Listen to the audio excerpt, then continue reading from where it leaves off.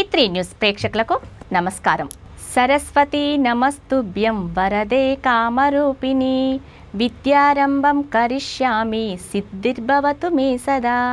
సరస్వతి నమస్తుభ్యం సర్వదేవి నమో నమః శాంతరూపే శశిధరే సర్వయోగే నమో నమః అంటూ అమ్మని స్తుతించితే అన్ని శుభాలు జరుగుతాయని అంటారు.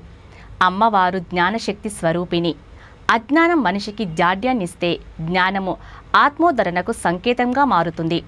వస్తు పరిజ్ఞానం నుండి తనేమిటో తనకు తెలిసే ఆత్మ పరిజ్ఞానం వరకు అమ్మ కృపతోనే సాధ్యమవుతుంది.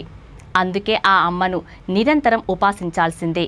ఈ నవరాత్రుల్లో నమస్కరించాల్సిందే. 7వ రోజు నవరాత్రుల్లో సరస్వతీదేవి అవతారంలో ఒక చేతిలో వీణ, మరో చేతిలో పుస్తకంతో కొలువై చదువుల తల్లిగా మన పూజలు అందుకుంటుంది.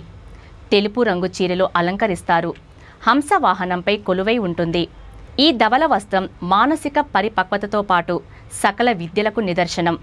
ఈరోజు అమ్మవారికి అభిషేకం చేసి పుస్తక పూజ చేస్తే అమ్మవారి అనుగ్రహం మనపై ఉంటుంది. సరస్వతి అనగా కదులుట అని అర్థం. అన్ని రకాల కదలికలకు మూల స్వరూపం జ్ఞానమే.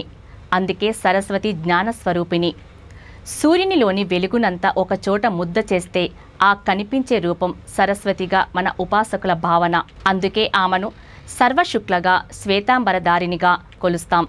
శరీరానికి ధరించిన వస్త్రాభరణాదులన్నీ తెలుపు రంగులో ఉండటం మనకు జ్ఞానానికి సంకేతంగా చూపించేవే. ఏ వస్తువు పైనైనా వెలుగు పడితే అది మనకు కనిపిస్తుంది.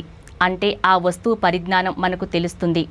అందువల్ల కనిపించే వస్తువులే కాకుండా కనిపించని ఎన్నో అంశాల మీద కూడా ఈ అమ్మ దృష్టి కేంద్రీకరిస్తే ఆమె అనుగ్రహం వల్ల ఎన్నో రహస్యాలు తెలుస్తాయి.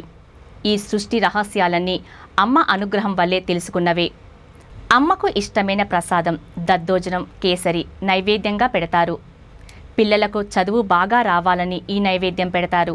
V3 న్యూస్ ఛానల్ యాజమాన్యం ప్రజలందరికీ మరొకసారి నవరాత్రులలో సరస్వతీదేవి అవతారం సందర్భంగా శుభాకాంక్షలు తెలుపుతూ ఇది ఈనాటి ప్రత్యేక కార్యక్రమం.